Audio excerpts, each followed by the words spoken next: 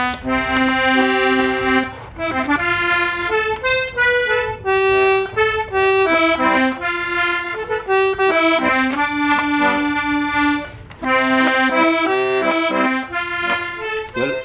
we're here in the townland of the village of Cartern. It's locally pronounced Cartern, but it's spelled Cartron, C-A-R-T-R-O-N, Cartúr in Irish, which means a quarter of land. So, whenever it was divided, the other three quarters went some other where, we're not sure. But we have only the quarter of it. It's less than 80 acres in the town and the village. It's a seaside village, well known in the olden days for its seafaring and seamen and fishermen. And your family have been here for a good while, I think. My family have been here since 1859. My great-grandfather, Tom Murphy, came from out near Glencastle in Derrycorb, we believe. Oh, yeah. And his wife was one of the Barretts of the post office in Glencastle. She was Winnie Barrett. And he was a schoolmaster, but funny enough, he took up fishing and corks and boats when he came here, and died a young man in 1886, sorry. He was only 56 years of age. And we've been here ever since. Was there much music in the house with her? My earliest memories surely is, unfortunately, I didn't see either of my grandmothers playing. I remember one of them, she died when I was 2, but later on, when I was going to school, I used to look into the old chest that was above in the room, as I say, in my grandfather's house. And there was the first melodeon I ever saw was there, and that was hers. She came from Tocher and Binghamstown. And they say she was a very good player. On my mother's side, my grandmother, she died when she was 39 years of age. And she used to teach people in the area to play the melodeon. She was gone here, there and everywhere playing for country house dances, raffles and that sort of thing. And she used to go into Inishgay and spend a few nights in there playing and teaching them. And the music came down through the Murphys too, because my uncle played the fiddle, my Pat, and then my other uncle, Michael, he was into playing drums and bodhrán and all that sort of thing. And my father was he was the Dwayne Eddy of the Jews harp. He was bending notes and everything. Yeah, he was. He was the Jimi Hendrix of the Jews harp. He was amazing with it. And they were all able to sing, well able to sing, and Shanna was mainly old native Irish songs of this area, and that was the generation that died with them, you could say. And on my mother's side there was a lot of musicians coming down that line as well, and still did, down through my own generation. Peter, then my brother and myself took it up, and my late sister as well, Anne, she started off playing and would have been a very good player, but when I left for England in 1970, I think she packed it in as soon as she went to secondary school, which is usually the case when it happens. It's not cool enough, it's not good. No. The old record player and the disco took over at the time, so that was back then. Was there many people, the schools you went to here in this area, like was there much music in your youth, with say going to school? None at all. None at all? None at all in Auckland School, to be honest. There was a school band there before, when we went to school first. Up till about 1960, I'd say. Seamus Carney was a very good musician. He was a very good whistle player. And he had the ability of teaching music. And I believe he was behind teaching the youngsters at the time. Because I remember Probably the day before we got the holidays, maybe, and the summer holidays, and again maybe at Christmas. The school band playing, and us infants at the time, infants in first class, standing up on the seats, looking up across the floor to see them play. Yeah. Yeah. And that was the last I saw. There was no music taught there. The 7 years that I spent in Auckland school, and not for a long time after. That was the old school now.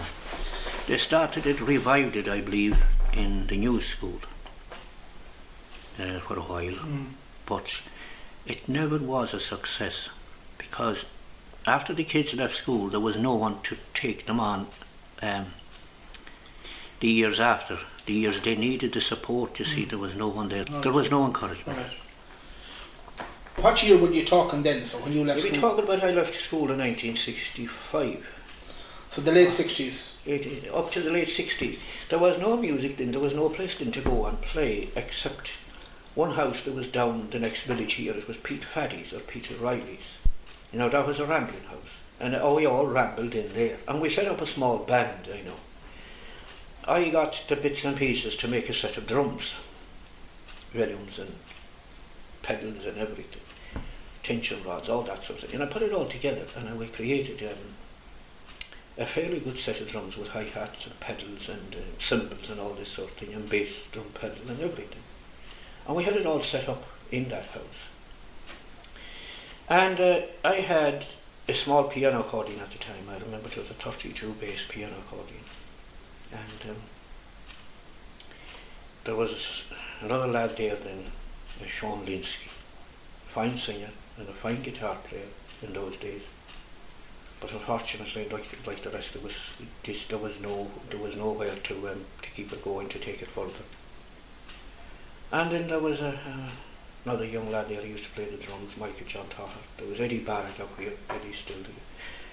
He used to play guitar and do a bit of singing. And there was several more in and out. There was no interest in traditional music in our section. Okay. Our band was different. It was Go on. It was based on the show band, Right. making plenty noise. That's why we had the head of the man of the house, Ruds. It was drums noise mostly, you know. And that melodeon over here that you saw earlier over there, it was in his house, that was, and he was trying to keep an eye on that like a hawk, because there were so many fellas coming in there that could play a few tunes on the 2 row or single row, and but that wasn't fitting in. That wasn't cool enough. But so the music of the time, the interest of the time was kind of show band music. In the show band music, yeah. Even in this area. Even in this area, the younger folk. Now there was a couple of them there. There was the likes of Tommy Garrett from the Tower back here in Glosh. He was a great box player. Now Tommy left for England when he was about 15 or 16, went to Cambridge, and he was a great man playing reels and jigs and hornpipes. That's all he was interested in. And of course there was the master himself here at the area at the time playing the box with Jock Hawley. You know. So everyone tried to be a Jock Hawley. Yeah. But, you know, he was... Jock was special. Yeah. Jock was special. Him and Jimmy Kane. Next one thing you'd have to travel, you'd have to go as far as Cross to meet Jimmy Kane, another master. So they were the two kings of the parish at the time. When it came to traditional music. Oh, traditional music. But was there the old people left? Were they kind of interested in it, or did they try to keep it alive beside yourself, or was it just a waste of time? Well, I believe they did think it was a waste of time. I remember being interested in all sorts of music, you know. I was going to the Tannicagallen learning music from his clever scribo. He was teaching me, and classical music mostly there was in that. Waltz from the Gypsy Barn and Tales from the Vienna Woods and all this sort of stuff. Over the Waves and Blue Danube, that kind of thing. Yeah. Like classic. Trish Thrash Polka and that sort of thing. And you know, they didn't understand that when they heard you playing it. They thought you were just messing or something, you know. But My parents' generation now their main interest was in the old traditional music because they were brought up with the house dances. They were the last generation that saw the house dances. Yeah. I never seen a house dance to a night except a few weddings in the late 50s, early 60s. Yeah. They'd come back to the house and have a night there the next morning, following on from the old tradition. Portiocht Bale, Portiocht, there was a woman up the road here, she was the last of them, I think. My father had done it whenever there was no musician in the house as well. And they had no and end that's of Lilton, like that's Lilton, yeah. Those people there was no limit to the amount of tunes they had. I know my father had probably hundreds of tunes, you know, that he could lilt. Yeah. She was the same, she was Kate Barrett or Keteen Jonavilli. She was one of the last great lilters here. And as often she played or lilted in a house from sundown to sunrise on a long winter's night. Class, brilliant. Brilliant. How Yeah, no, it was rare stuff because... it was rare stuff. Yeah. Unfortunately, it was gone before anyone thought of recording it. They would have been doing it up to the late 50s, you know. Yeah.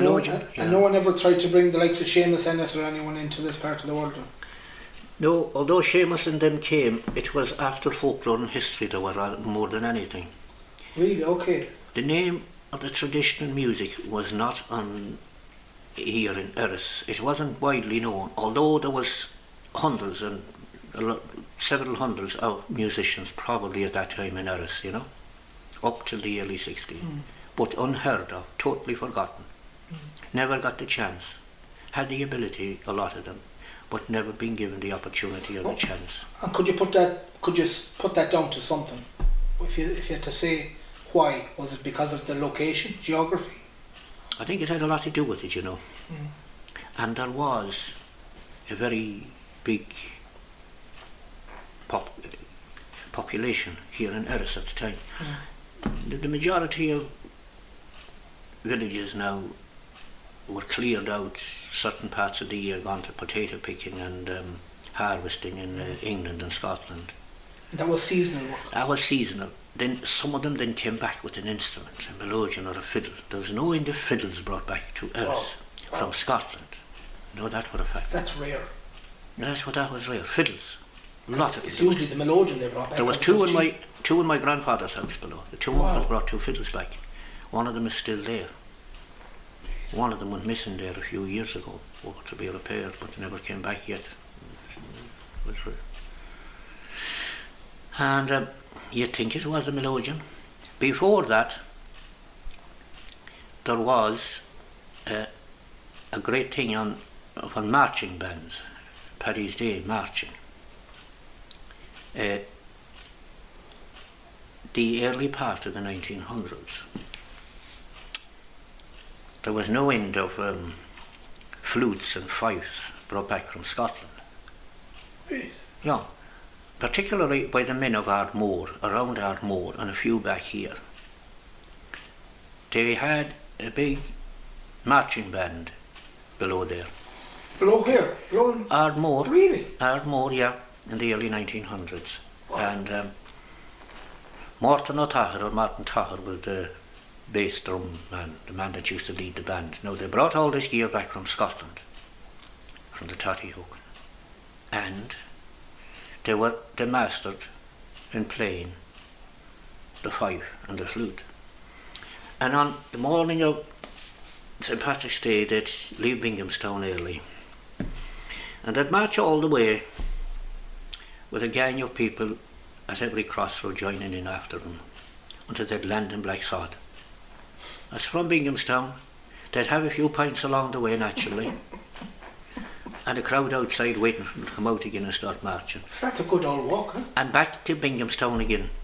The man with a big drum, maybe 3 feet in diameter, I suppose, or more, hanging on the front of his chest, and that out in front of him all the way up round Ellie Strand and then up round Solly up to Binghamstown, and that's where they'd finish. Wow. And they learned then to make their own flutes and fifes. There was, at the time, I seen it myself, and there was a bit maybe still around somewhere,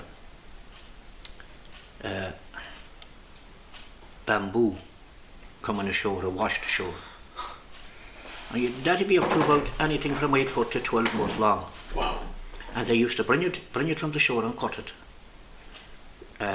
Use the thinner part, so then it'd be maybe 3/4 of an inch diameter hole inside it. And they made fifes and flutes out of it, and played them very successfully and in tune. So someone worked out the dimensions. The dimensions. And the mouthpiece. The mouthpiece and the holes, how to space the holes, and what key, God only knows. How did they... But the fact that they could play together, clearly. They made a few that could play together. They made a few that could play together. But you could make no two that would play, that would be in tune, I'm sure of that. But how did they get them in tune? Well, they must know something about music. Well, there must be, because someone must be smart enough to know to cut them at the same size. That's right. To see what key it was in. To see it, and put the holes in the same place. Yeah, because... And hope for the best. Yeah, because the distance below the last hole was what decided what key it would be. The tuning, yeah. Well, finite tuning, yeah. Finite tuning. And... Unless they put in a tuning barrel. And they wouldn't maybe think of that, no. That'd be other science. That'd be. They used to drill the holes with maybe a 6-inch nail or a piece of metal like that in the fire, red hot. That's what bored the holes in it. Wow. Yeah. So you'd have to be deadly accurate. Wow. And within a millimetre now was no good. It had to be spot on, because with that sort of tool coming red hot out of the fire, you wouldn't get a second chance. No. The hole was made and that was it. The hole was made and that was it. It was gone. Yeah. And you'd have to be... Well, you'd have to be skilled. You'd have to be probably making it for yourself to be careful enough. That was something they weren't used to. It wasn't a traditional thing. Playing flutes and fifes and this sort of thing. Why go to the trouble of making an instrument in the first place? Just because they saw them in Scotland. I'm surprised they didn't bring back the bagpipes. So in your memory, what was the main instrument of the area then? Oh, the melodeon. The melodeon. Oh yes, the melodeon. And the few fiddles. In every house. Yeah. In the old days it was left on top of the dresser or on top of the taster, the old taster bed in the corner by the fire. That's where I remember the old taster in the grandfather's house, but the melodeon wasn't there. It was kept in the chest. But I seen it in a few old houses at the time when we were kids. I seen it left on top of the dresser. On top of the dresser. On top of the dresser. Then in 1970 you said you emigrated. Yeah. You went to England. Yeah. Can you remember your it must have been one of the first times you left Mayo, never mind. It was the first time going further than Galway. Wow. I remember as a very small child going to Galway to see my father's first cousin who was in Merlin Park Hospital. I had a day off school because there would be nobody at home when I came home from school, so that's the reason I went. I got the privilege, I suppose. Nobody at home to make the tea. No. So you had to go to Galway? I went to Galway, yeah. It was in an old Morris minor, I believe it was. It was a local man that used to do a bit of hackney over the road. And I remember going into Merlin Park and being sitting in the car outside, and they went in and having a bite to eat somewhere in Galway. Oh, what a salted it must be, because I still remember standing on a big footpath or looking down at it was a canal. I remember them going in and having a bite to eat somewhere there, and then coming out, and it was dark coming down, being in the back and looking up at the moon. It was a moonlit night, and coming in the glen. Coming in here in the glen, and we were coming in there, looking up sideways to the left at the moon in the sky, wondering why the moon was out here as well. It was everywhere. The moon was everywhere we went. As a child, I thought it was only here. It's fascinating, yeah. That's the impression you get, Well, the moon was away today as well, Followed you to Galway. Followed you to Galway and was maybe showing us the way home. Maybe it was, yeah. Because, you know, that's the thing at the child at the time should have been told to write an essay about. There was another amazing chance left. There might be some other discovery made from that. If I had been asked to write about it. Yes, you wouldn't know. But these are the things, you see, that we weren't allowed to tell. They were no good. The grown-ups knew about them, but our imagination from that trip, say, on that day, and to be able to write about it, never got the chance to do so. You could write about it now, but who's ever going to believe it? Sure, you were only dreaming that. That's a long time ago. But do you think that in curiosity and intuition you had for the wow, the moon following you around, do you think that stayed with you through your life? Oh, it did. As a person? I think it did, you know. An inquisitive... Funny I should say this now, but I always had a fascination with the moon anyway. Yeah. Throughout my life. Yeah. And while I was living in England, you know, when you'd be in the cities lit up, it was hard to see the moon. Yeah. People used to ask, you could ask somebody, is there a new moon? Well, they'd look at you as if you were a moony, you know. Lunatic. What month of the year is it? You know? No, but from the cities they weren't too bothered about looking up, you know. Before when you'd look up, there was no chance of seeing the moon anyway. Because the streets were 3 or 4 stories high, and you had no chance, you know. So let's talk about that then. You left Mayo, you left Ireland, you went over to England in the 70s. Yeah. What was that like? It must be an eye opener for you. It was somewhere I wanted to go, because you wanted to go. Yeah. Well, why was that? Well, every other one was gone, and coming and going. And when we used to be here in the late 60s, and these fellas coming back from England in a football kit, dressed up in a football kit, and the best of clothes with them, and coming back with a suitcase full of nice clothes and all sorts of things. And you wanted to go over there. The stories they'd be telling about the work and the people they met and the jobs they were on and all this sort of thing, and the money they were making. I was working here before I went for £2 a day. You know, I was working for Martin Heffernan in Auckland here, and I was getting £2 a day, and the best man I ever worked for, I have to say. Even after I was earning fairly good money in England. Treated you well. An honest man, a good man, a man that looked after you in every way that he thought he should. You know, treated any man that worked for him with respect. He'd work for other people, and you'd be there from dawn until dusk, and like you'd be used rather than I know, you know, the donkey work. Yeah, the donkey work.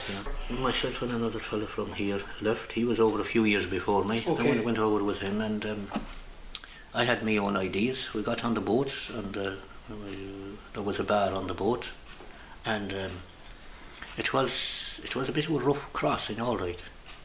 It'd be in April. Yeah. Did you go to Holyhead or Liverpool? Beginning of April. Dunleary, Holyhead. Dunleary, Holyhead. Dunleary, Holyhead, yeah.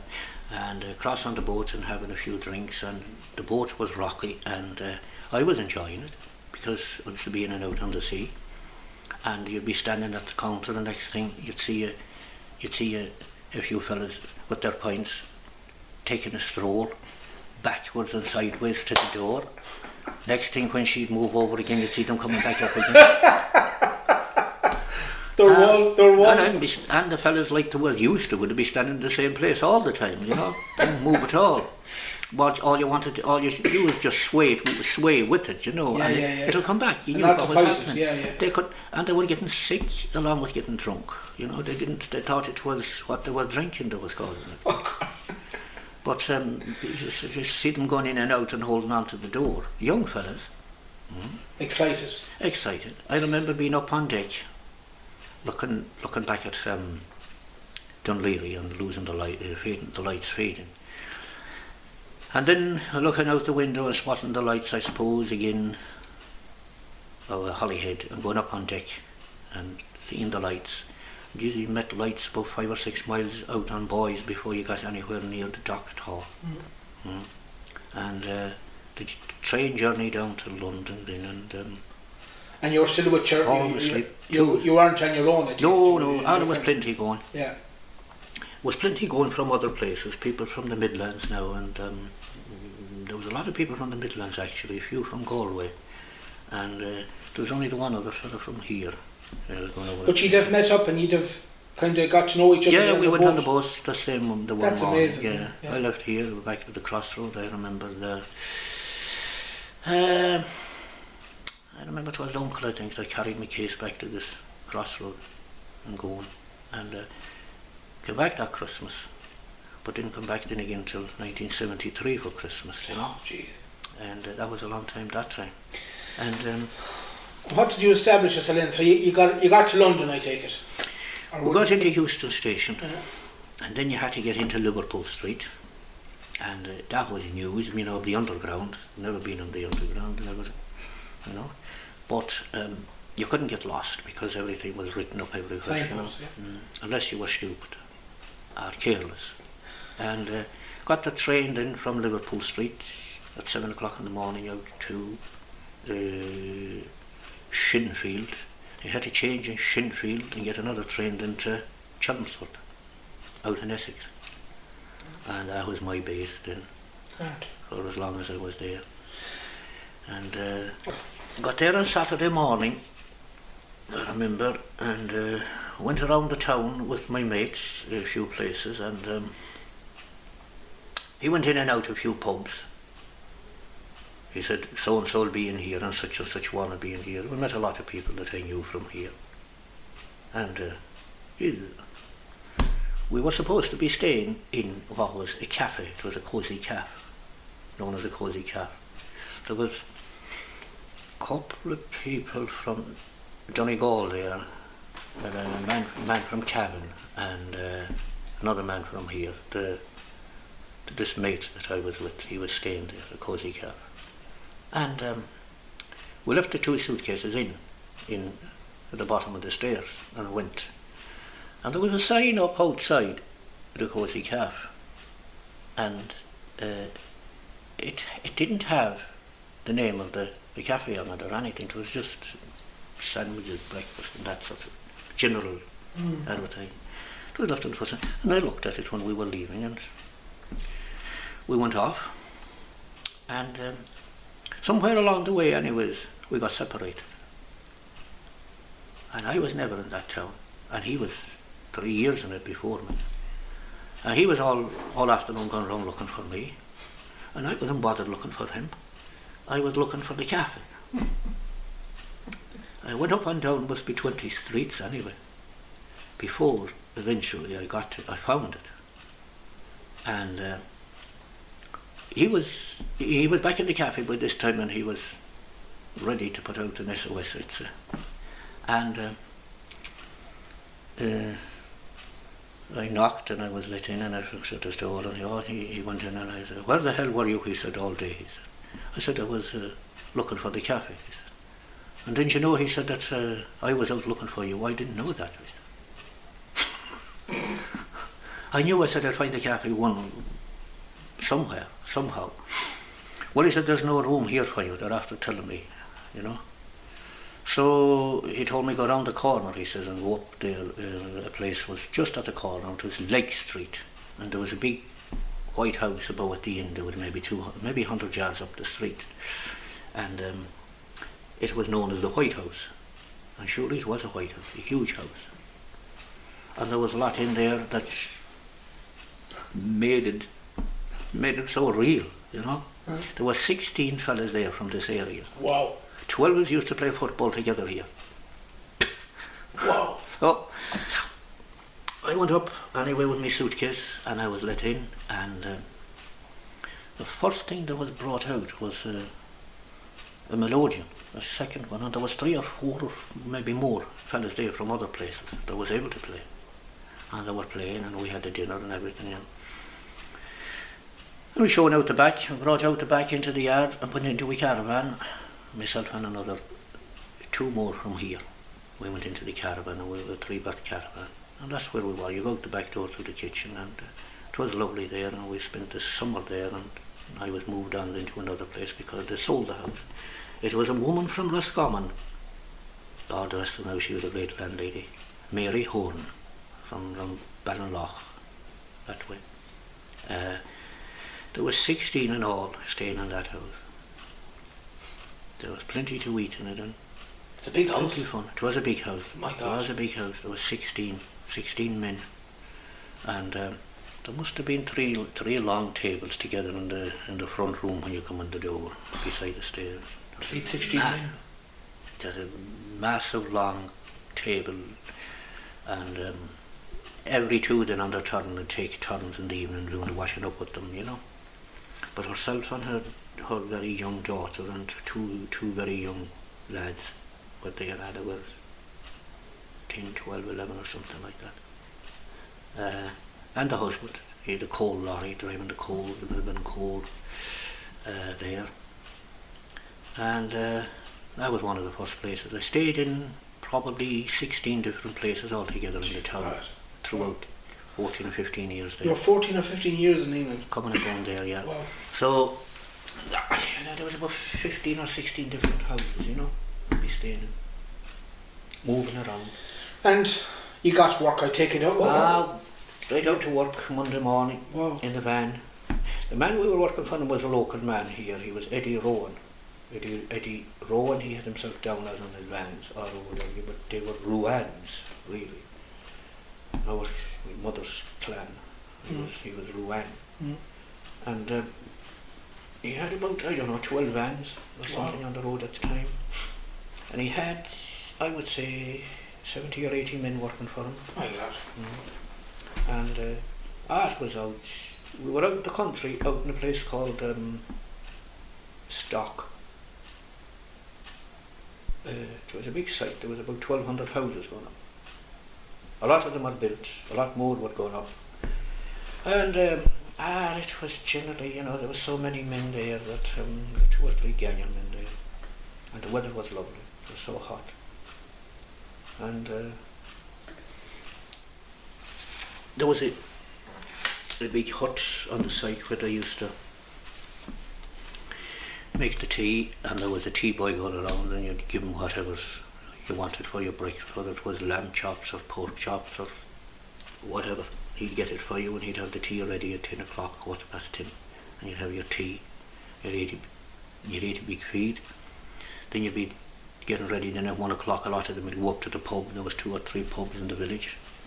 A lot of them, there'd be only a few left for the lunch, and you'd have a couple of sandwiches or something. There was a local lad who was making the tea, and it was a big job. I'd make tea for that job. There was about 24 people to feed, there were about 24 or 5 there. Jeez.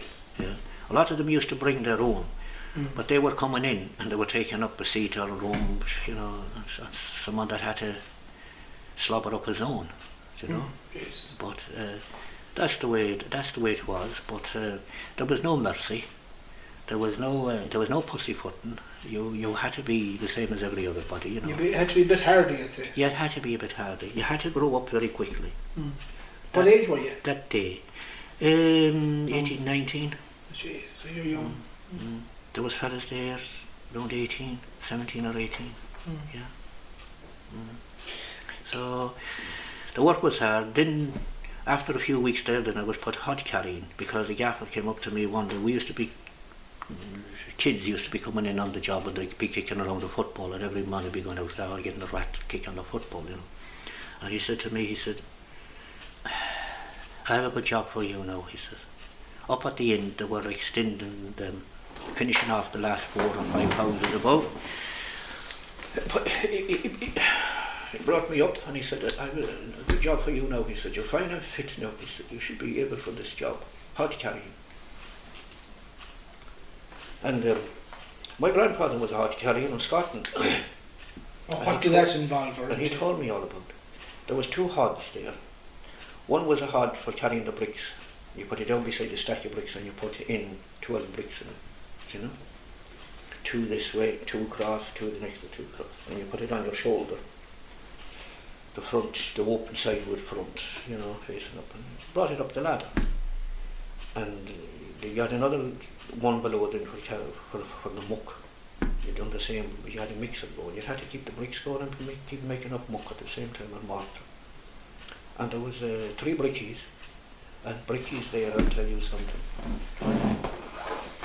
There was just a muck on the line of bricks, and he had 3 bricks down before you had. They're quick. You never seen anything like it. You couldn't leave them down on the table now as quick, picking them up, stack as quick as you could. They were just amazing, these fellas. They were just unreal. Were they all Irish lads? No, middle-aged. You wouldn't see any Irish fella at all. Good. And they were amazed, for it was all English fellas that used to do the hod carrying anyway. Now they showed me, how to take down first hod the bricks I brought up. I put them in the wrong way. I should have put the first 2 bricks standing up. I put them in flat, and I put the next 2 standing up. And when I put my hand in front of it, going to put them down like this on the stack above on the scaffold, 2 flights, 2 stories up, flipping hill, the whole lot shot out of it. And they went across the brickie. They went down inside. Looks like you've got to go again, mate, he said. Looks like you have to go again, yeah. Looks like, mate, he said, you'll have to go again. Hurry up. He was quite calm about it, wasn't he? Yeah, they were calm about it. They were having a good laugh about it probably, but he told me how, I said, you put them in the wrong way. He said, you put these first 2 standing, he said, and the next 2 flat, and the next 2 standing, and the next 2 flat. I went down and brought them up and put them down like it. And then when you're coming down, see the ladders were half round. The half round, they were rounded on the outside. Oh yeah, so you slid down. Yeah, slid down. You just put your 2 feet together like that, and let the hod go against your head and slide down. Like Batman. Down like a bullet. The difference, I thought I'd been at it since I was in nappies. Oh, you had the gift, sir. Yeah. You were gifted at hard carrying. You were like a professional. Yeah. I never had a fall or a tumble or anything. No? I seen a hod carrier coming down. He was a long time at it. He was about 14 or 15 years at it. I seen him coming down. He slipped, and they said it wasn't his first time, but this time he had a nasty tumble, something maybe stuck on the edge of the ladder or something that put him flying, or something on the boot or whatever else. Now, this goes to show you, I'm talking about hod carriers, what you come across on building sites. Years later, into the 70s, early 80s, I was working in Chelmsford. I was getting work handy at home that time. So it was about 10 minutes walk from where I was living. And I wasn't going near hod carrier, I was chipping and carpentry and all that sort of thing by now. And there was a load of houses going up, maybe another, I don't know, 1,000 houses at the time they were making anyway. It was a big estate out in a place called Melbourne on the outskirts of Chelmsford. And it was wicked hot weather. June or May or June or something. And there was a gang there, they were all from Chelmsford, so we all knew each other. And I was going up and down outside this second fixing and all this sort of thing, and with the houses that was being finished out. And I was going up and down, and there was a mate of mine, he used to go into the ship where we used to go, and he was hod carrying for 20 years probably at that time. They used to call him, he was Peter Gaber, but they used to call him Gabby Gaber. He was fast with the tongue, And so Pete was always in his shorts, no t-shirt, or no socks in the shoes, It was so hot, and he was flying up, and he was one of the best hoddies you'd see. And this time I was going up, and I looked at him. He was going up the ladder. And, Jesus, I stood looking at him. He was stripped to his underpants before that, when I seen him. And this time I looked at him. He had no underpants at all on him. Oh, that's true. Naked? Yeah, and I stayed with bits of timber I had under my arm up for after 3 or something. I stood there and I stood the timber up, and I was looking up at it. He turned around and he went over on the ladder and he slid down to the bottom again like a rocket. And he said, "All right, Murphy," he said. And What's it bothering? He had his head covered, he had his underpants on his head, round his head. That's what was saving his head. He was saving his head from the sun with the underpants. Not a bother on it. It was noticeable. There was a whole bear, you know, bear. Mother bottom of going God, up. right. Save us. That's how it was. You know, he didn't care. He slid down the ladder and he turned around. All right, Murphy said, and he saw me standing there. No, I'm all right. I said, are you okay? Yeah, I said, not a bother. He said, it's quite hot today, isn't it? Yeah. Can you remember the music scene in London in around that time? Because you'll be over at a very good decade of music. Yeah. When you go into London, you could hear music in a lot of the Irish pubs, yeah. Was there many, can you remember some of the names you'd have heard, for instance, like at that time, would you have Raymond Rowland or any of them boys? Yeah, they would be up the other side of London. Oh, would they? Yeah, we would... Any names we would mainly go into Cricklewood. Mainly into Cricklewood. The only place that I saw Irish music played in was in the Tavern in Cricklewood. There used to be a lot of musicians there now. There was actually a few fellas local that used to play in there. From where? Local. No, but it was all show band stuff they were playing. But you'd hear them playing a bit of traditional music. Yeah. Jerry Heffernan back here, he was a drummer. They had a band around there, the People Day Boys and a few more groups. Oh, so they're Mayo lads, they're from this part of the country? Jerry was there and Liam Connell was there. Okay. Liam was from the town. Yeah. Yeah, they used to be in and out there, you'd see them there Saturday evenings. But in the Galtee Mall, that's where everyone used to go into. We used to go into the Crown, we'd see plenty. And the music that would have been played there would be more kind of show band? More show bands. Yeah. That's what the younger That's the music that was at the time, okay. That's what the younger generation were going on. Because we didn't have the name of traditional musicians with us at all. No, funny enough. Even though it was here at home. You see, the reason for that was music never left home here. Music never left home? No, it never left home. Like the ones that could play music here were at home all the time. And they stayed here? They stayed here. The ones that used to play traditional music, melodians, or the odd ones that played fiddle. It was just for their own amusement and local amusement. Yeah. You might have from maybe Dohum or Doloch, there was a few, I believe, Gohans, Sweeney's, people like that, you know. But people that never came home. That never came home? Yeah, the ones that were coming back, you see, they were not as they wouldn't have got into that they wouldn't have got into that stream or Gulf Stream at all, you know. Staying over there all the time was the key, I believe. People who were living over there. And why do you think that was the key? People who were seasonal going back and over, they just took it wherever it was where they went. They went along with it.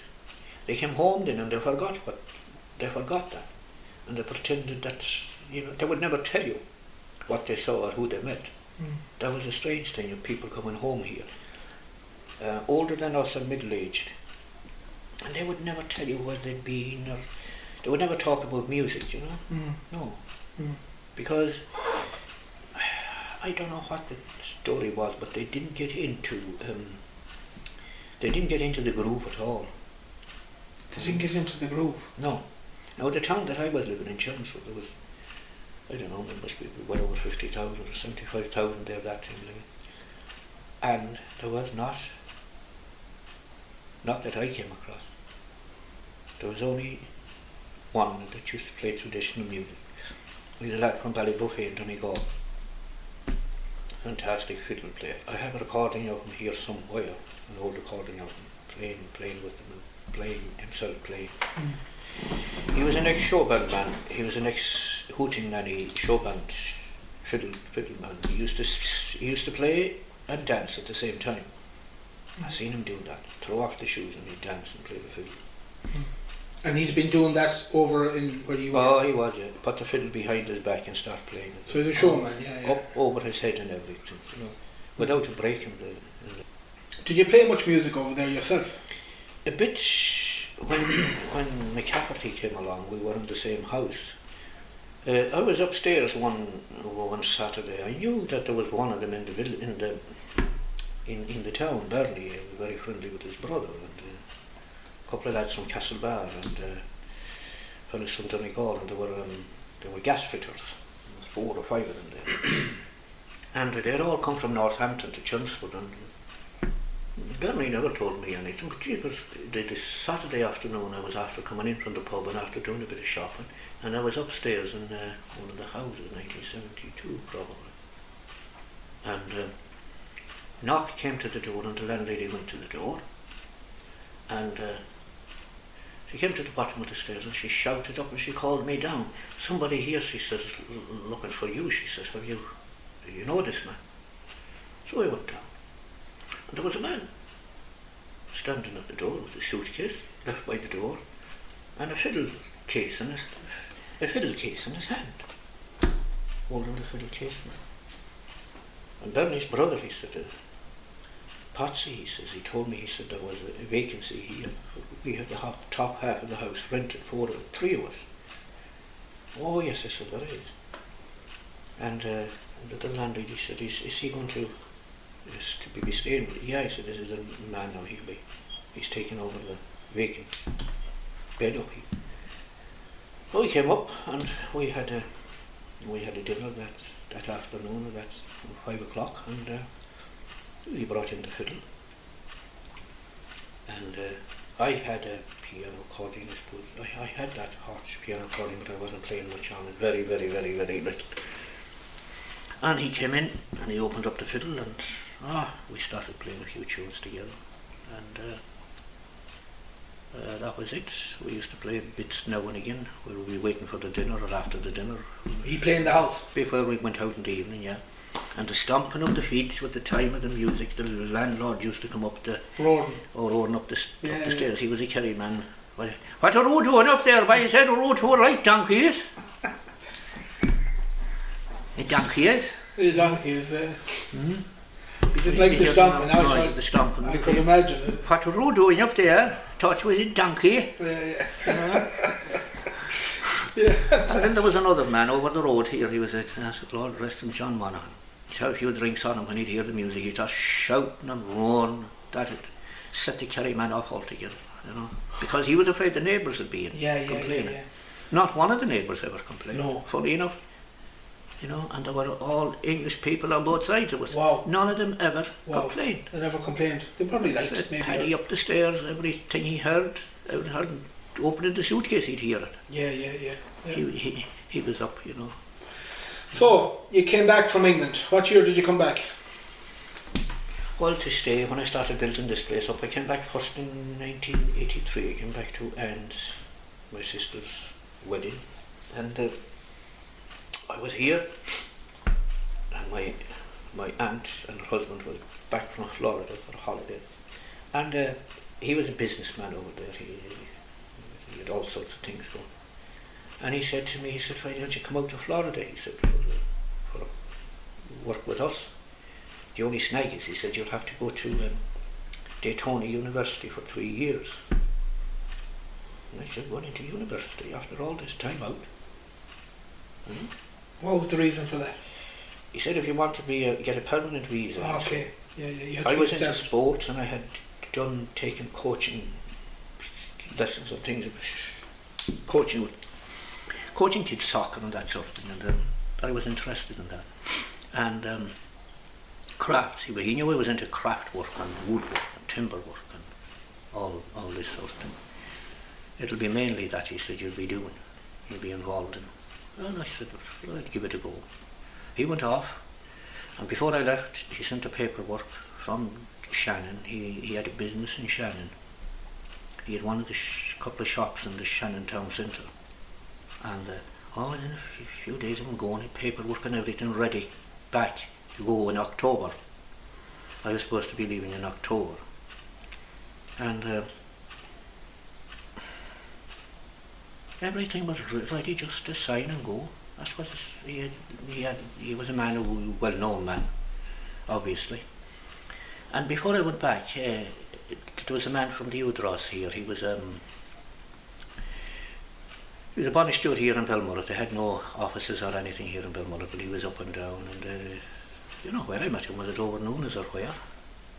And we got talking. He was from Connemara. We were talking Irish, and he asked me what I was doing, and I went back to England and carpentry, and was into carpentry that time, in a big way. Doing what? Very interested in restoring and reproducing old furniture and that sort of thing. And said, why don't you set up, he said, your own workshop here? You know, you could get a good grant now from the UDRAS. So he came a few days later and we discussed it and showed him where he said, you have plenty of room to build it.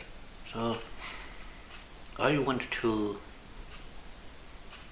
I thought better of it then. I went away and I thought about it for a while, and then when I came back then again, he was before me again. So I got to Paddy McManaman, who was in Belmullet, and he got the plans drew up and everything, and came out here and surveyed the place and all that sort of thing. And I had to get back to the man in Florida then that I wasn't going. Went back over then again, and about 1984 I came back again, and we went through the planning permission and got planning permission, no bother, and funding granted. And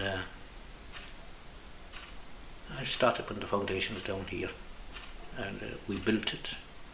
Myself and the brother, the two uncles, we built it. We put the building up in about a week, probably less than a week. Put down the foundations on the floors first, put a big subfloor in, and dug it out, my hand in a wheelbarrow. Jeez. The muck that was here. Yeah. And what's it? Is it muck or turf? Oh, muck. Topsoil, about 2.5 foot. Wow. You had to clean it. We cleaned it right down to the gravel. Wow. Then got trailers of stones and filled it in. Yeah. Trailers of stones on the shore that time, no bother. Yeah. And put down concrete and 3 ton. Got 3 ton of cement and mixed it by hand, and no mixer. Jeez. Made up the concrete and put the footings and down and everything, and left it for a week or so to settle, and built it. We built it up in about a week. And then it had to be left. They had to see there was a big slab subfloor in here. That time you could work on it. And we built it from the inside. The scaffolding was on the inside. Wow. On the floor. No scaffolding outside. And why was that? Make it easier. Wow. It was easy to stand on the concrete. On the concrete. That's a good idea. Build it on the outside. Kept the outside. Kept the outside straight. You know, and it worked out fine. Never fell. And you roofed it and all that yourself? Oh, we roofed it. You done everything? They had to instruct. They had to assess it. Assess it. They came out and they assessed it, and fine. We were allowed then to go ahead, and 2 days or so we roofed it. We had it felted and roofed, and sky windows and everything. And there had to be, what was it?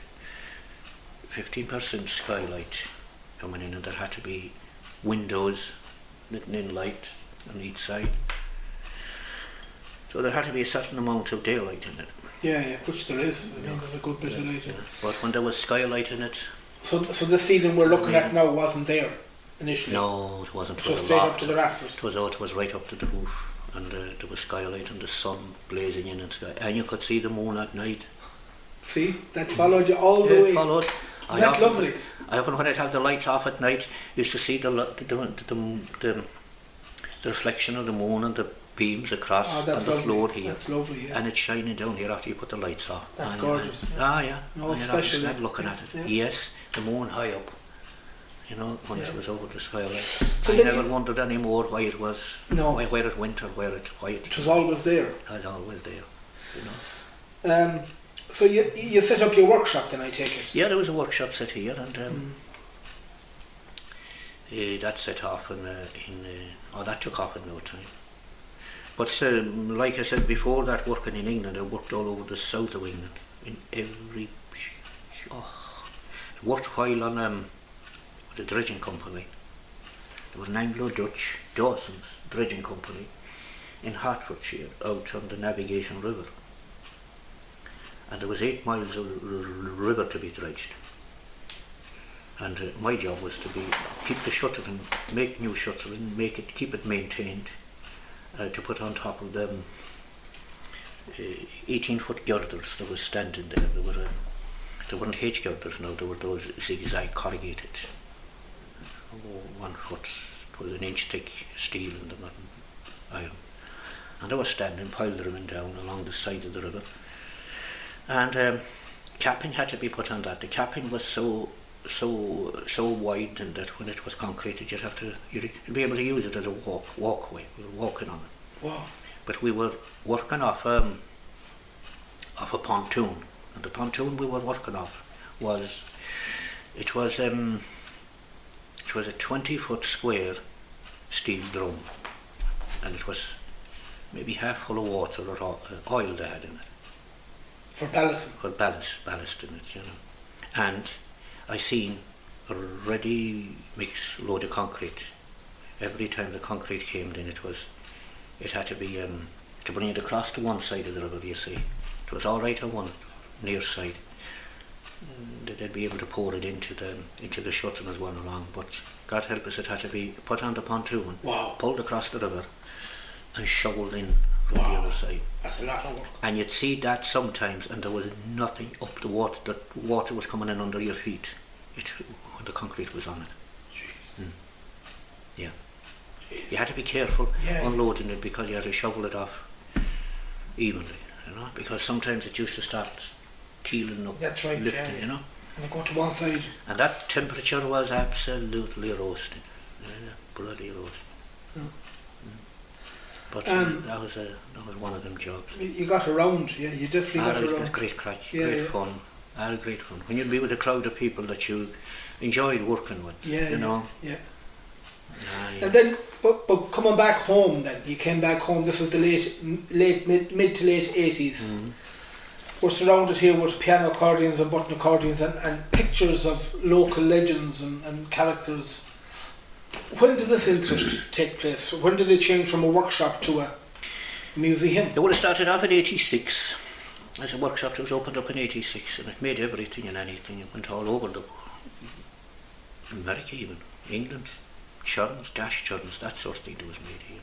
And that was going fine. Youngsters here every evening with their woodworking projects from the convent and Belmullet and the Tech, doing their junior and leaving cert projects, finishing them off here and that kind of thing. And the pool table down there we brought back as well for them to play with, to keep some of them quiet while the others were working. And that was going nicely until the 5th of October 2003. I left here, went down to the house to have my lunch. It was about 1:20 or something. I went down and there was twin doors. You could bring your jeep in with timber and into the workshop at the front and a ramp. And that was closed that day. I went out the side door here and went down, and for some reason I put the teapot or kettle or something on below for me tea. And for some reason I came out and I came up here again. And as I was coming by the front doors, I thought I heard the cracking of timber in here, like as if you put timber on the fire or something. There was no fire here. And I was coming by here, by the side windows. I came in quickly. I could see that there was a blaze in here. And I came to the door, which was a big heavy wooden door here at the side, and I tried to push it in. You couldn't push it in. There was such suction of pressure inside here. And then I realised the dog we had, Benji, he was a very young dog at the time, that he was missing. He wasn't down with me, and he wasn't. I thought then he was in here, so when I just half opened the door, the place was ablaze. Absolutely, from end to end. It was ablaze, and the smoke was heavy. And I came in, calling him crazy like mad just to see where he was. And the door shot out behind me, and I couldn't pull it back. The pressure was so heavy inside here. And I was standing here, and I had to go down on my hands and knees because I crawled under the bench there, because it wasn't safe to be standing up, because the flames was swinging backwards and forwards. The felt was on fire up here, you see. And then it was falling down, melting down on top of timber heaps that was there, and that was catching fire. I was calling the dog, and next thing I realised he was at the front door scraping and trying to eat away through the door coming in. He thought I was in, he knew I was in. Tried to put a hole in the door. Jeez. Yeah. That's how you got out? I turned around and I couldn't pull the door, and I had an awful job. But eventually I got a hold of a nail bar somewhere in panic, and I eased the door in and got out and left it and rang the fire brigade.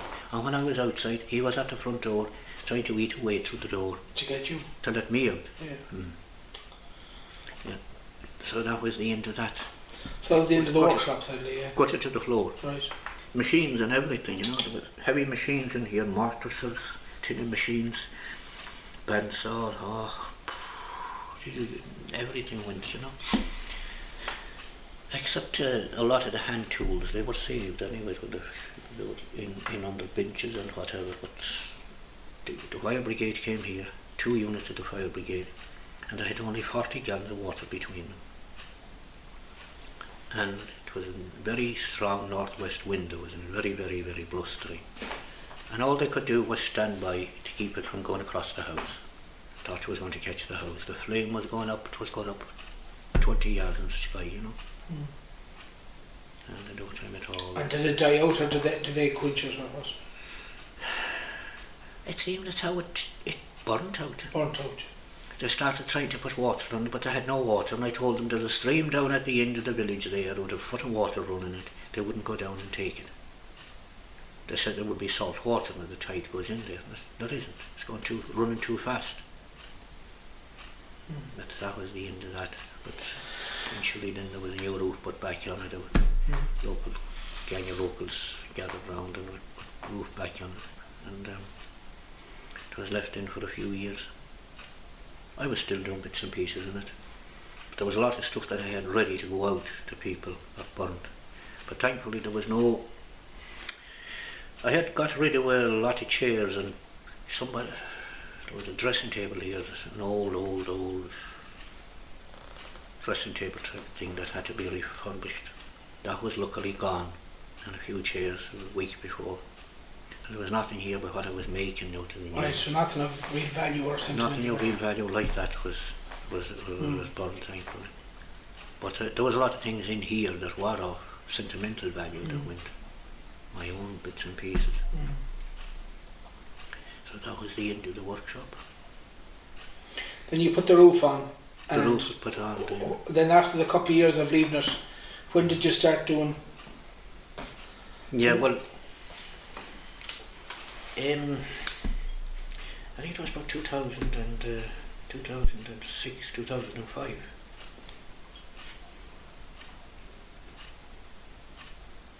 I think. Yeah. And how did it start? Or what did you do? Or Catherine wasn't here at that time. Right. No. We'll talk to Catherine now in a minute about her my influence. mother died in 2002, so I was here on my own then after that. Yeah. And there was just myself and the dog here, but I was starting to regroup again, trying to put things together here. I had repaired doors and windows and everything back on it, and machinery was gone, the heavy machinery was gone, but I was only just obliging bits and pieces. I wasn't taking any orders from anybody. I was just obliging anybody who'd have anything broken or to repair or anything. And the place then was left.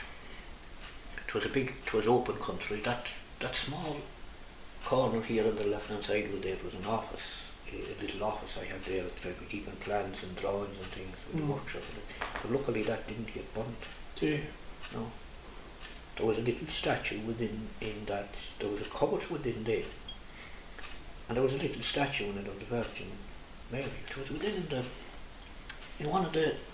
It was an old fridge that I had revamped, taken everything out and put drawers in it, and left the door like drawers. When you'd open the door, you pulled these little drawers out on the shelf, and you had all your things, and there was a little statue in it. And the door at the front of it was a panelled sort of a cross panel door that I made specially for it. It was a sliding door. It used to go into the middle of the wall. It was a wooden surround. There was a wooden cavity wall I had made there for the office. And everyone wondered. The fire burned everything in sight, but it never went into that room. Everything that was in it was saved. Wow. So the room was untouched? The room was untouched. No, nothing. You could walk into it after the fire, and it was the same as if you left it before the fire. My God. No, nothing was touched. There you are. But you started gathering memorabilia, or where's the interest in because we're here surrounded by pictures and well, I had tons, loads of tapes anyways. A lot of stuff I started recording back in 1968, and tapes then that I had recorded on and off while I was in here, and I was putting a lot of stuff together. But I had a lot of bits and pieces anyways, I suppose. I had gathered some of the stuff that was done here in the 1990s, the Earth survey and that sort of stuff. I managed to get hold of some of that after a long struggle. I was getting an interest in this sort of thing again, just trying to bring it all together. And then Catherine then was here, and she came, we were in and out here, and she was, she'd set up an office below in the house. I think that's how it was, in one of the rooms. And she was a touch typist. And I'd never seen anyone that could type as fast, you see. It was quicker than you could talk. So she was researching and typing, all this sort of stuff. And it was growing and growing and growing, and bundles of paper gathering.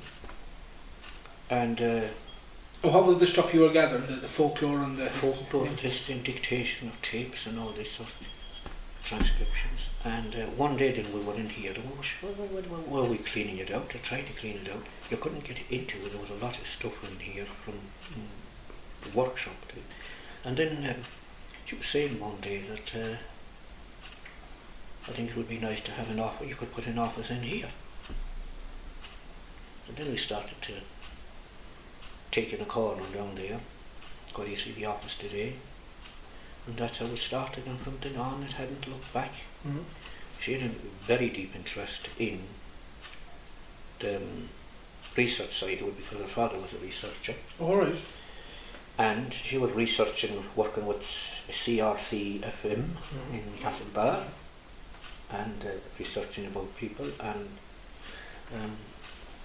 I was dragged into radio myself by Radio na Gaeltachta years before that, and I was doing nearly regular daily chats and talks on radios. And I don't know what Radio na Gaeltachta, Connemara Community Radio, Midwest. And then someone told me in here that there was a new radio station in Castlebar, you know. And I got talking to Catherine one day. She was on reception there, and she was putting me through to, I don't know, to John Murphy, or who was working there at him. So I don't know what happened after that. So, but that was the she fell madly in love with you, and she came down here to Captain. Exactly. And the dog changed as well when she came down here. She what? The dog changed. The dog started talking when she came here. He never spoke to me at all. No, that's a fact. He says hello. That's a fact. He said hello, and he used to tell her what happened last week. Oh, yeah. When, yeah? That's no joke. That's no joke. No, that's no joke. No. He's here on video somewhere. He's here on video somewhere, telling everything that I... The dog talking? Yeah. I say, Got no film. yeah, I'd say hello. He would be talking away in his own language, you know, and not like a normal dog, not making dog sounds, you know, at all. No. He was a strange dog anyway. This place was packed with furniture and all sorts of stuff. Catherine brought a lot of things here. cabinets, filing cabinets, bedside, all this sort of thing. So eventually we were working on this and got it to the state that it's in now, through no help from anybody. Mm. And I can remember back to when I was 2 years old. God. That's as far back as I can go. Yeah. 2 years old. Well, that's fair enough. Yeah, the day my grandmother was dead. Wow. You remember that? Oh, I do. I remember two particular instances that day. I gave her the last drink before she died. I remember that. I remember standing on the little stool beside the bed, handing the drink to her. And then the last memory I have of her is a man back in the village whose house has just been sold recently, Patsy Gaughan, lifting me up at the end of the coffin and bringing me up and looking in at from the coffin. No, that's the last. But you have a great love for history, Yeah. local history. Always did have. Yeah. You know, there was a few in class at school that there was only a handful really. Yeah. Funny thing is, there was no local history at school as such. It wasn't taught. It was the Bridge of Athlone and the Battle of Aughrim and the Battle of Clontarf and the Battle of the Boyne, which we didn't know where it was at school, you know, until looking at the atlas, but it could be. So, But there was no local stuff talked about? no local stuff that's at all. cruel. When you write an essay about a story they tell you at home, that was all the chance you got. You know, but there was, the old people were great with history, so this is where we picked up what we picked up. And besides, like, have you memory of some? Could you mention some characters that you would have remembered that would be Oh yeah. great sources of stories? Ah yeah. Yeah. There was, yeah. My own grandfather down there, Pete Murphy, a man who was known as Pete Una.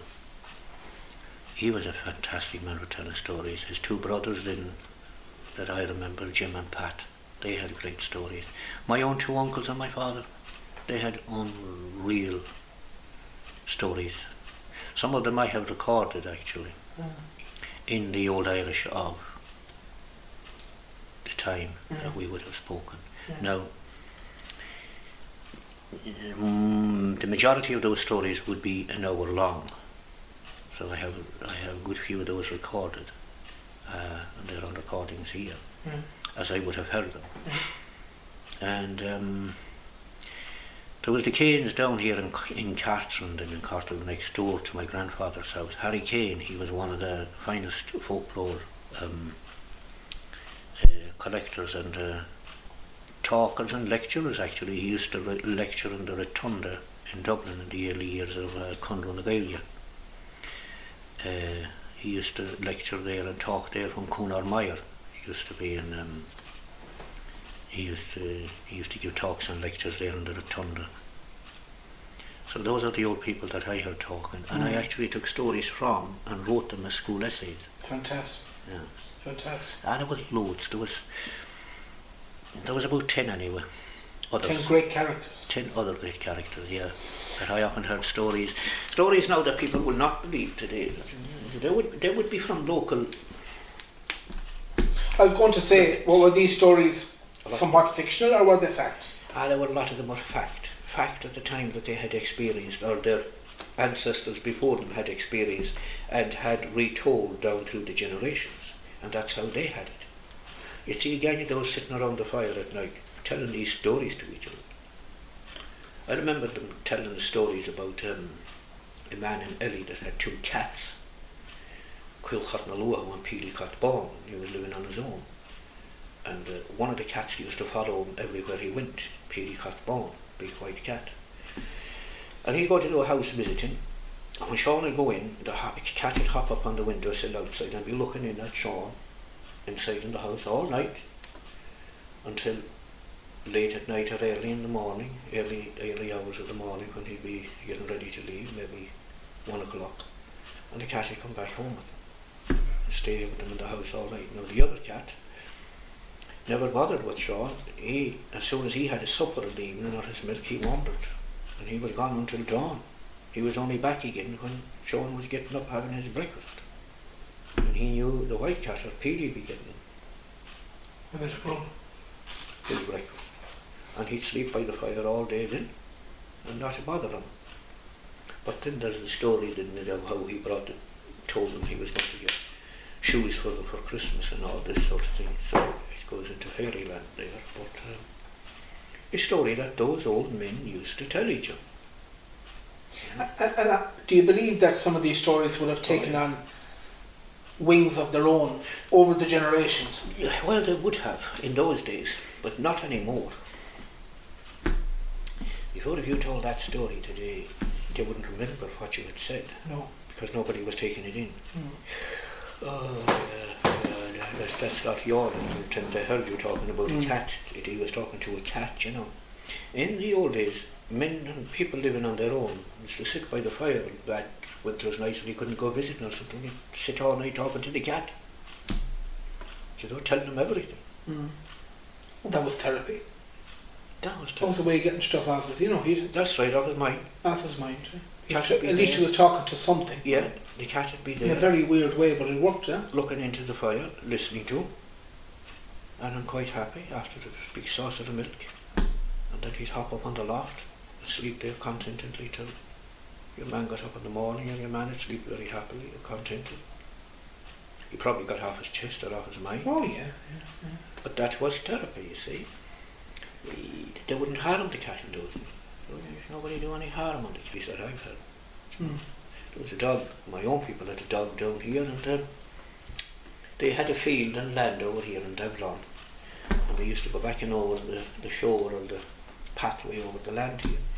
And my granduncle, who bought that land and holding from the man that owned it and before that man went to America, he bought it off him, and he used to go over now and again to check the house. And this day he would hear a lock and a key on it. And this day he went over and he had the dog with him, but he had no key when he landed. So he turned around and he told the dog, go back, he said, and get the key. And the dog sped away, and he came, and whether he got in straight in the door below at the house or scraped on the door till he was let in, he went in an awful huff, and he went straight to into the taster bed, and there was a nail on there where he used to have the key to the house in Devlon hanging up, and he went straight to the taster bed post and reached up and started scraping and jumping up and barking, and there they saw what he was looking for. No? So one of them got a piece of string, put it in the eye of the key and tied it around the dog's neck, and off he went with it and landed beyond it, his master with it. Now that's a true story. Yeah? So that was intelligent. Isn't it amazing how the dog knew? How he was able to come over, remember this, what he came for. I went straight to the house. And knew where to go. Knew where to go. Went straight up on the bedpost or the taster post and went barking mad looking up at the key. And by hook or by crook he was going to get the key and going to bring it over to him. You see? And they were to understand what he meant, spotted straight away what the problem. Now that sort of thing's not possible anymore. No. Because man and beast is not on the same level anymore. There's no understanding there anymore. No. You're there, the dog or whatever is there now, like he's not taught anything, just go in and out on a lead. He's not allowed to think for himself. So this is what I say, you had the same thing when the travelling people were going around. Now, I'm not referring to the tinkers, because they never like to be told travellers, especially the likes of Pickerdon or any of those, you know. The people that went around those days travelling musicians, Knights of the Road, and the story that were told about them and the legacy they left and they spread. They were the ones that kept the music alive, really, the ones that could play music and the songs They brought songs from here with them and other songs back. They brought folklore and history, stories. We have some amazing stories, of course, Clonlair being the famous one, Yeah. you know, that we talk about. But like, how does it stand against some of the other parts of the country that are renowned for its folklore, like Kerry or Clare or Donegal? Like, have we as much to say, do you think, on a folklore and a cultural level? Well, we have, I think, and even maybe a lot more, but a small area. Yeah. Each little parish or village, if you break it down into the townlands or the villages, each of them had their own, you could say, their own culture, their own way of life.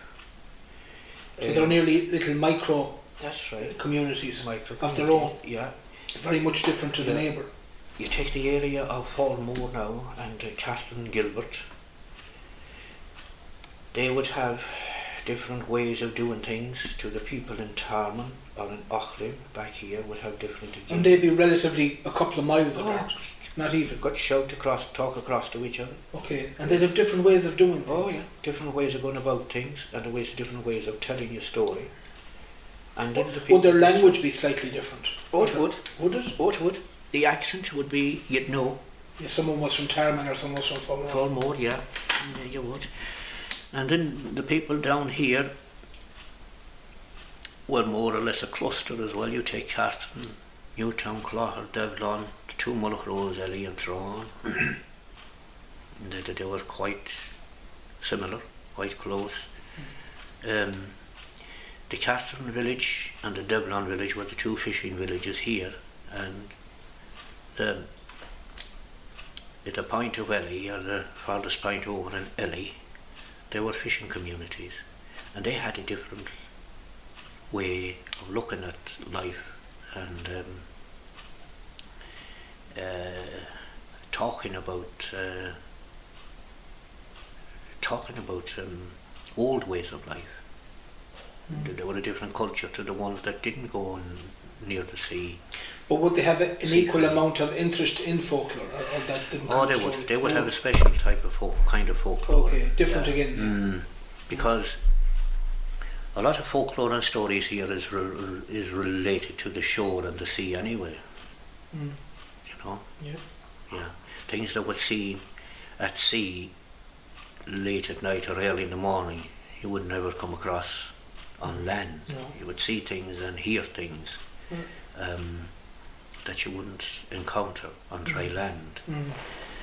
So this is where the stories used to be told. When someone out from this village, they'd probably go back into Newtown or up into Clogher, back to Thrawn or wherever, and start telling their stories. They'd be waiting for them and longing for them to come to visit some night, that they could hear their tales or stories from their... Why is that gone? You're right, it is destroyed. Money that destroyed it. Money directed or put in the wrong direction. It's actually working against preserving it. Do you think there's an interest in it? There was an interest in it until people started realising there was money and funding, the grants to be got for setting yourself up with the expectation that you would be preserving or restoring or trying to revive this. But unfortunately it falls down then and it's forgotten about. And like television and radio too, it took a big toll on it, you know. Like, you wouldn't need a microphone or set of speakers or a big high column speakers or a big powerful amplifier and gear and to be heard. And it was the done thing, or the kind of the ambitious thing, to join up with this and be part of it. Then the record. Or is it maybe more what amplification represented? In other words, Well, the commercialism of music, or well, it became commercialised then. One of the first record players then that came out was the dance set record player, and that had speaker built in, and you could connect an old, disused old radio to it and use the speaker of that and put music 3 or 4 miles away, and it was the thought of this electronic, it was magic, being... I could imagine some of these older generations, like maybe not you now because you're... They wouldn't... But some of the older people wouldn't know what to make of these things. No, they didn't, no, there was, even when they got the radio, some of them didn't. I know for a fact, well, there was one radio here in the village and the Canes had it, because it was the only house in the village that had electricity in it. And even before that, they got that in 1959, I think. But before that, I used to hear them saying it. On a Sunday, when there were football matches on at Kieran McMahon and Jolty Chira and all this sort of thing, people would come walking from 3 or 4 miles away to be sitting on the wall below the Storm Wall and find they're listening to the radio and the door open and the window open, and they'd have it going full blast. I remember it as a kid. They'd have the door open and you could hear it a mile away, definitely. And they'd be sitting in there, 2 of them, their caps left on the table, and them listening to the news. And sure, the radio was dancing about on the shelf, it was so loud, How would emigration have killed tradition and folklore, do you think? It did.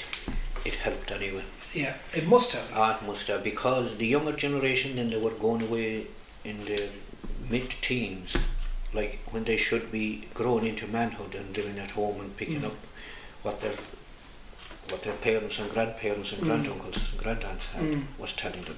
They weren't sitting around the fire anymore listening to those people talking. That first generation then was gone by the time they were settled down and married, and they were only listening to their parents, and the parents then wasn't passing it on to them because they knew, well, that era is gone now. This new generation don't want to hear it. They're immigrating and they're coming and going, or they've been away for a while, so they have a new dimension with them. But that parent generation that you talk about, we'd say, how much of it was, I'd want to be talking about that stuff because it was old hat, it was, it reminded them maybe of hard times, or because I'm sure there must have been a case where a lot of people kind of went against tradition because of what it represented. Poor area, poor land, not a lot of work, hard living, and the last thing they want to talk about was these kind of far-flung stories about cats and dogs, for instance. So, like, all of that must have gone against it surely in a way as well, that the fact that there was somewhat of a rebellion against tradition. Because there was only the odd one that took an interest, and it wasn't usually the one that stayed at home either. Oh, right. Funny enough. Right. A lot of the time, some of the ones that stayed at home went along with the flow of what was left of their own generation, and they went along with that. See, in the early 70s, music started coming into the pubs, and the old valve amplifiers, which were a throwback from the old, what was traded in by show bands, and they could be got fairly handy. Big H&H speakers. Oh, yeah. Right. And that was the thing that time, to go to the pub. Then the jukebox came in.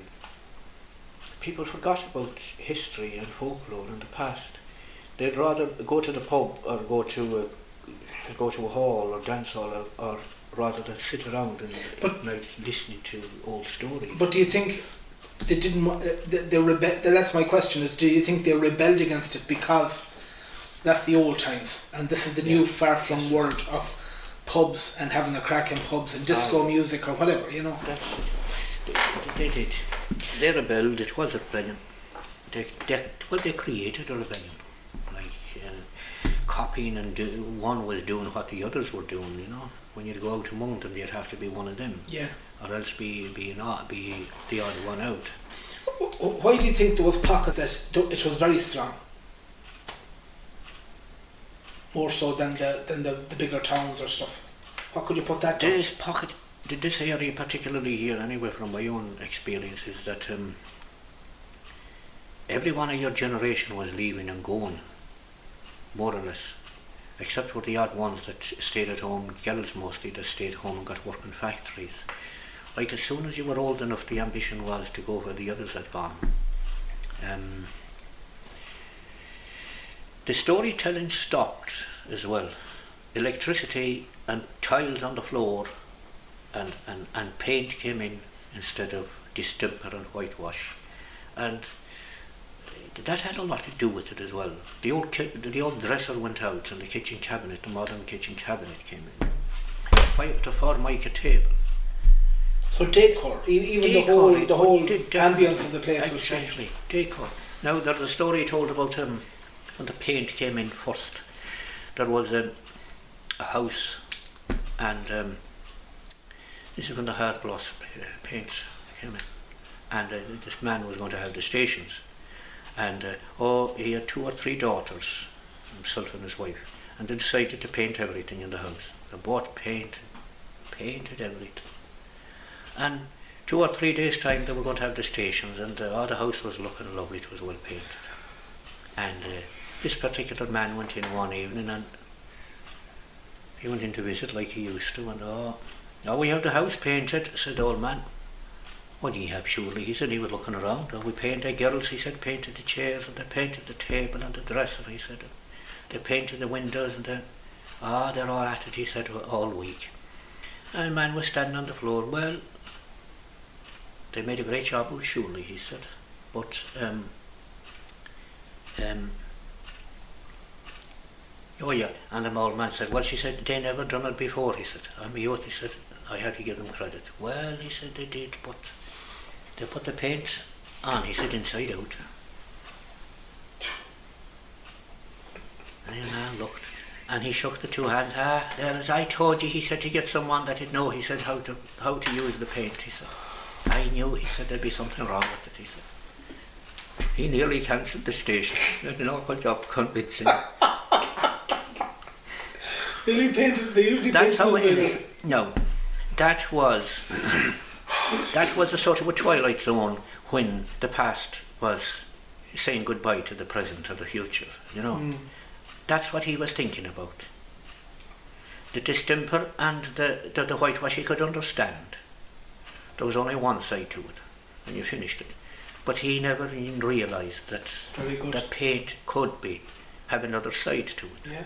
That it could be put on inside out. Yeah. He wasn't with it, you see. Yeah, very good. Very good. And the other man left him there. But you see, that's just an example of what could happen. And he was embarrassed then to be talking about the past. A lot of the old people were embarrassed to be talking about the past. They didn't want to talk about the trouble in the family or what happened, or ones that died. You wouldn't know. They didn't even want to talk about that, about the family. No, they didn't. Wow. Troubled times, they didn't want to talk Just about not, hard times. Yeah. They weren't wealthy, and they weren't up with it. They weren't, like, some of them, they didn't have a bicycle. When cars came around here, she went, it's all right for them to have money, they're trying to be big shots. Yeah. Someone got a new bicycle, he'd be going around boasting about it. You're putting it on, you know. Yeah. They were trying to make big shots of themselves. Yeah. That's when the past started to drift further into the future, and you had to be modern. You wouldn't dare be talking about the old way of life and the old things and telling the old stories. Sure, when you'd go tell them, so one of the old people, I remember, start telling a story. Sure, Granda, sure, we heard that before. You know, they didn't know that. Well, they probably didn't see the value of it. This is also a symbol for something. It represents something. It's not just a story. It's not just a story. Yeah. You know, it's what you will need one day. Two, 3 generations on now, we're looking for it. How important was the emigrant coming back to the area, do you think? Back to Iris. Very important. Yeah. Sending back the money. Sending back money, yeah. Sending back money and all sorts of things, you know. Which you've probably done yourself, like you're sending back. Yeah. Every penny really, except what you need to looked eat after yourself. Yeah. You were sending money back every 2 weeks, going up to the post office. You'd be given a slip of paper, a telegram, and you'd write the home address, the sender and the amount you were sending, and within 15-20 minutes the telegram was landed in the post office near you, and the postman came out with it, or the postmaster or one of them came out with it and handed the telegram to them, and you know, that was it. That was it. That was as simple as it was. Quicker than a letter, you know. That's the way it was done. And how do the people here react to this technology? They reacted to it very well. Kids haven't, I suppose. Yeah, it was a great thing to have someone sending it to you, you know. Who was here when you left? My mother, my fathers, my brothers and my sisters and my grandaunt, they were in the house. We had built the house, the new house that time. There was the old house was there before. The new house was finished in 1970. I was finished the capping on the wall the day before we went with my father. They had to plaster it themselves. I was going next day. Jeez. And that's how quick things were. And like money coming back with people and suitcase and clothes and different clothes. There was clothes coming from America. People said you'd have an aunt or an aunt was the only thing. And my father's cousin, he sent a few parcels over to my father. He was my father's first cousin. He was in Cleveland. Sent a parcel anyway when we were at school. And about 11 or 10 or maybe 11 or 12. Sent these jeans, boys' jeans, pure red, blood red. Jesus. Oh, I thought it was a great thing. I went to school the next morning. One of the fastest mornings I think I ever went to school with me new red jeans. I never had as much of an audience since as I had that day. I never got as much cheering or shouting. Every kid in the yard was hung up and pointing the finger. Oh, in Irish they were saying, oh, Jeannie Beast Mara. Jeannie, they were calling it, woman's trousers, Yeah. You know, Jeannie girls' trousers. Yeah. No. Well, I went fast to school that day to show it off, but I'll tell you something, I came home faster again. You know. There wasn't a ditch, I wasn't even lipping them, I was over them before I got to them. You know. I didn't go to school anymore. In the last 5 years, we'd say, have you seen an interest in folklore and tradition in the area? There is. Yeah. Not from our own younger generation here now. There might be one or two showing an interest. But it seems that for some reason there isn't enough push or enough. There has to be something in it for them now, I think. That creates an attraction as well. Yeah. If there's something in it, and it's only right. Well, to a certain degree. I mean, you have to love it as well. You know? You have to have it. But another thing is, I don't believe there is an emphasis put on writing an essay at school anymore. Going home, talking to the older folk, which now would be in their 40s and 50s, called old folk. Yeah. You know, and writing stories from them. No. On the other hand, if they do go home now with the copybook and a pen like we did, and sit down and try to write a story from one of that generation, they have nothing to tell them because they didn't listen.